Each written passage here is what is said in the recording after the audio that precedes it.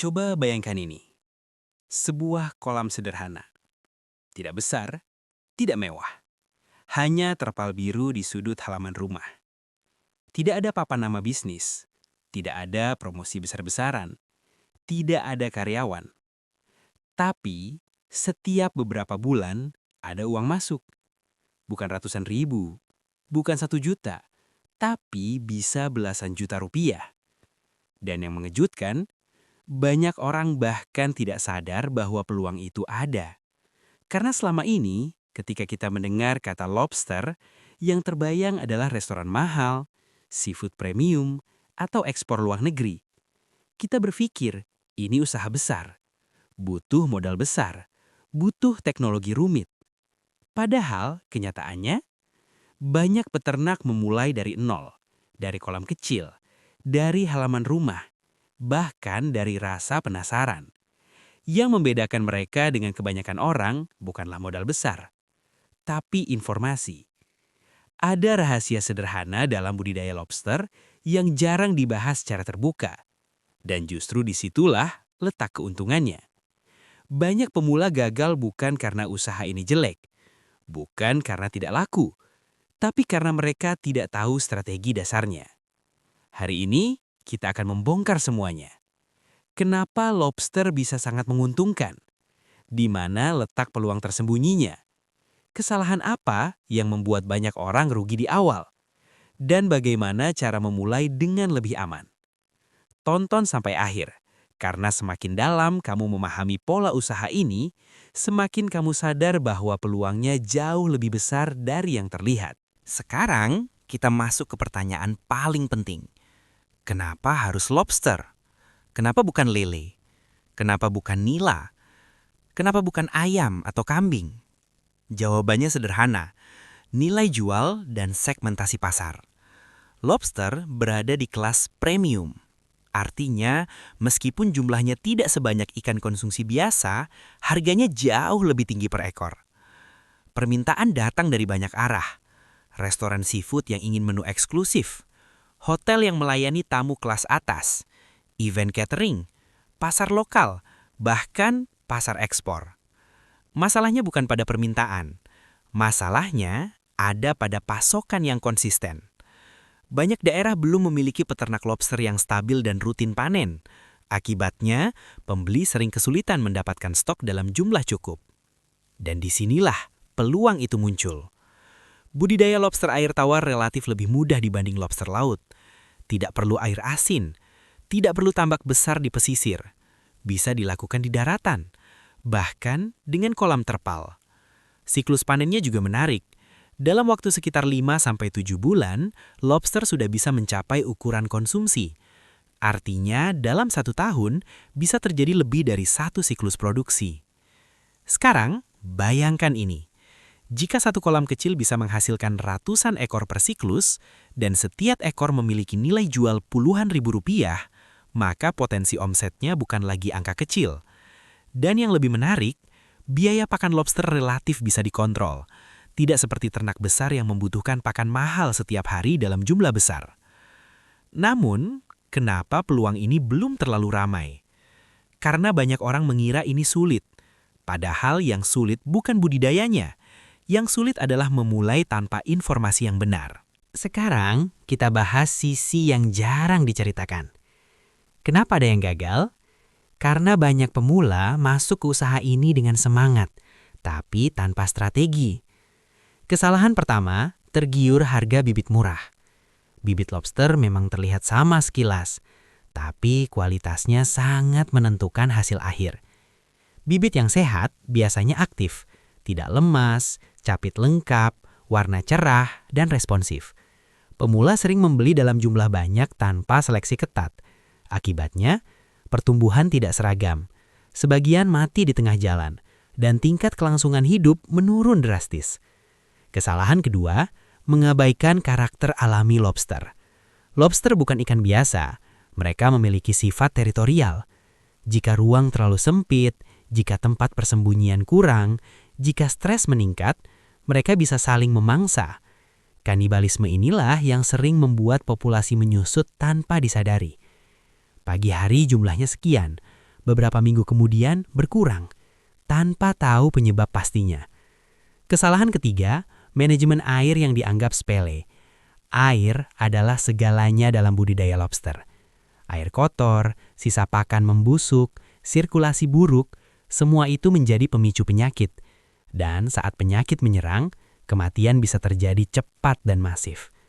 Kesalahan keempat, terlalu ingin cepat panen. Beberapa pemula tidak sabar, memberi pakan berlebihan agar cepat besar. Padahal sisa pakan hanya membuat kualitas air menurun. Ironisnya, banyak yang menyalahkan usaha ini tidak cocok. Padahal yang salah bukan usahanya. Yang salah adalah pendekatannya. Budidaya lobster bukan tentang keberuntungan, tapi tentang manajemen detail kecil yang konsisten. Dan kabar baiknya, semua kesalahan itu bisa dihindari jika kamu tahu caranya sejak awal. Sekarang kita masuk ke bagian inti. Bagian yang sering tidak dibahas secara terbuka. Karena banyak orang hanya melihat hasil akhirnya tanpa memahami proses kecil yang membuat hasil itu stabil. Rahasia pertama adalah stabilitas air. Bukan luas kolam, bukan mahalnya peralatan, tapi kestabilan. Lobster adalah makhluk yang sensitif terhadap perubahan lingkungan. Air yang terlalu keruh, terlalu asam, terlalu panas, atau terlalu kotor bisa membuat lobster stres. Dan saat lobster stres, pertumbuhannya melambat. Nafsu makan menurun, risiko kanibalisme meningkat. Banyak pemula terlalu fokus memperbesar kolam, tapi lupa menjaga kualitas air. Padahal kolam kecil dengan air stabil jauh lebih produktif dibanding kolam besar dengan kualitas air buruk. Idealnya, air tidak berbau, tidak terlalu keruh dan memiliki sirkulasi. Penggantian air bisa dilakukan sebagian secara berkala, tidak perlu sekaligus. Rahasia kedua adalah tempat persembunyian yang cukup. Ini sering diremehkan. Lobster membutuhkan ruang untuk bersembunyi, terutama saat molting, yaitu proses pergantian kulit. Saat molting, tubuh lobster menjadi lunak dan sangat rentan. Jika tidak ada tempat bersembunyi, mereka bisa dimangsa oleh sesamanya. Itulah sebabnya pipa paralon, batu atau susunan genting sangat penting. Semakin banyak tempat persembunyian, semakin rendah tingkat stres. Semakin rendah stres, semakin tinggi tingkat kelangsungan hidup. Rahasia ketiga adalah kepadatan tebar yang realistis. Banyak pemula ingin memaksimalkan jumlah dalam satu kolam. Logikanya sederhana. Semakin banyak bibit, semakin besar hasilnya. Tapi kenyataannya tidak sesederhana itu. Terlalu padat justru meningkatkan risiko perkelahian dan kanibalisme. Lebih baik memulai dengan kepadatan aman, mendapat hasil stabil, daripada memaksakan jumlah dan berisiko gagal total. Dan rahasia keempat adalah konsistensi. Budidaya lobster bukan usaha yang bisa ditinggal berminggu-minggu tanpa pengawasan. Butuh pengecekan rutin, butuh perhatian detail kecil. Karena seringkali yang menentukan untung atau rugi bukan hal besar, melainkan kebiasaan kecil yang dilakukan setiap hari. Sekarang, mari kita bicara angka. Karena pada akhirnya, usaha adalah tentang perhitungan. Misalnya kamu memulai dengan 500 bibit lobster. Katakan harga bibit per ekor beberapa ribu rupiah. Total modal bibit mungkin beberapa juta rupiah. Tambahkan biaya kolam terpal, aerator, pipa paralon, dan pakan. Total modal awal mungkin masih jauh lebih rendah dibanding usaha ternak besar lainnya. Sekarang kita gunakan skenario realistis. Jika tingkat kelangsungan hidup 75 hingga 80%, maka sekitar 375 hingga 400 ekor bisa dipanen. Jika harga jual ukuran konsumsi rata-rata Rp30.000 hingga Rp40.000 per ekor, mari ambil angka tengah. Misalnya Rp35.000. 400 ekor dikali 35.000. Itu sudah 14 juta rupiah omset dalam satu siklus. Dikurangi biaya pakan dan operasional, masih ada margin yang menarik. Dan ingat, itu hanya dari satu kolam. Bayangkan jika setelah satu siklus berhasil, kamu menambah menjadi 2 kolam. lalu 3 kolam. Inilah yang disebut pertumbuhan bertahap. Bukan langsung besar, tapi berkembang secara stabil. Banyak orang tidak melihat peluang ini karena mereka hanya melihat waktu tunggunya. 5-7 bulan terlalu lama. Padahal di dunia usaha ternak itu termasuk relatif cepat. Dan karena tidak terlalu ramai pemain, harga cenderung lebih stabil dibanding komoditas massal. Yang penting adalah menjaga kualitas dan konsistensi panen. Karena pembeli besar lebih suka suplai rutin, meskipun tidak terlalu banyak, daripada banyak tapi tidak stabil. Sekarang kita masuk ke peluang yang lebih jarang lagi dibahas. Lobster hias. Banyak orang hanya fokus pada lobster konsumsi. Padahal ada pasar lain yang lebih spesifik. Lobster dengan warna unik seperti biru elektrik, merah terang, atau putih pucat memiliki daya tarik tinggi di kalangan penghobi akuarium. Harga per ekor bisa jauh lebih tinggi dibanding lobster konsumsi biasa. Kenapa?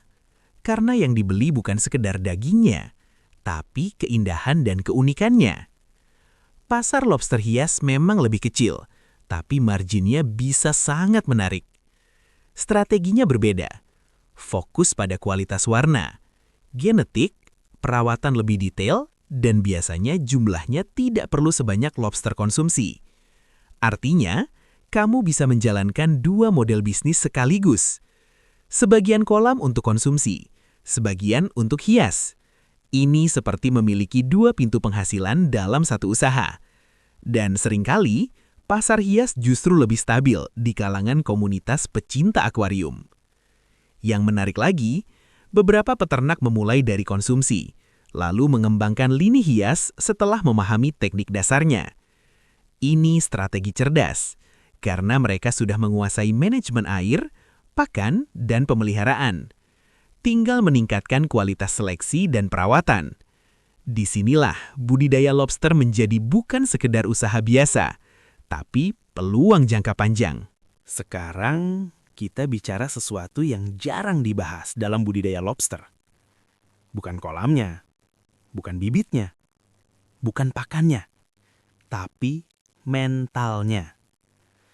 Karena sejujurnya, usaha ini bukan hanya soal teknik. Ini soal karakter. Banyak pemula gagal bukan karena tidak mampu, tetapi karena tidak sabar. Mereka ingin hasil cepat, ingin panen besar di siklus pertama, ingin langsung balik modal dalam hitungan minggu. Padahal, budidaya lobster adalah permainan waktu dan konsistensi. Ada fase sepi, ada fase pertumbuhan lambat, ada momen ketika kamu merasa tidak ada perubahan. Disitulah mental diuji. Peternak yang berhasil biasanya punya satu kebiasaan sederhana. Mereka disiplin. Mereka rutin mengecek air, rutin memperhatikan perilaku lobster, rutin membersihkan sisa pakan. Bukan karena disuruh, tapi karena sadar, detail kecil menentukan hasil besar. Dalam budidaya lobster, tidak ada tepuk tangan setiap hari. Tidak ada sorotan. Tidak ada pujian. Yang ada hanyalah rutinitas. Dan justru dari rutinitas itulah keuntungan lahir. Kamu juga harus siap menghadapi kemungkinan gagal di awal.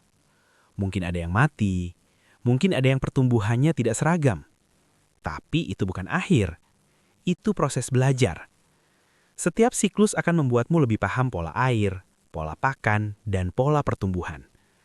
Dan ketika kamu sudah memahami polanya, usaha ini berubah dari coba-coba menjadi sistem.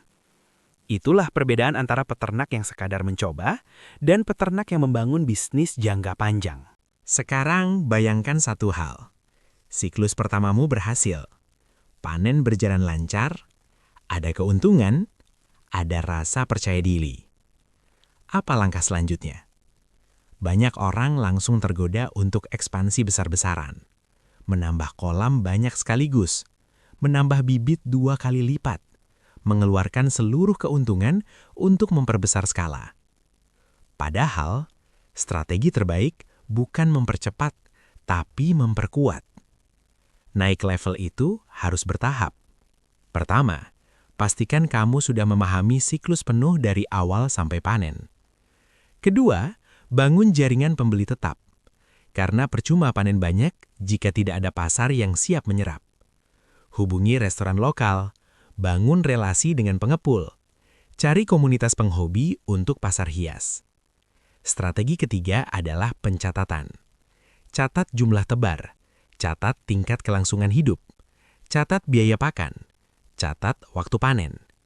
Data sederhana ini akan menjadi aset besar. Karena dari data, kamu bisa menghitung efisiensi. Dari data, kamu bisa melihat pola. Dari data, kamu bisa meningkatkan margin. Strategi berikutnya adalah diversifikasi ukuran panen. Jangan hanya fokus pada satu ukuran pasar. Sebagian bisa dijual ukuran konsumsi. Sebagian bisa dibesarkan lebih lama untuk ukuran premium. Dengan begitu, kamu punya variasi harga dan segmen pembeli. Dan yang paling penting, jangan tergoda membandingkan dirimu dengan peternak besar. Setiap usaha punya waktunya sendiri. Yang penting bukan seberapa cepat kamu besar. Yang penting seberapa lama kamu bisa bertahan dan berkembang.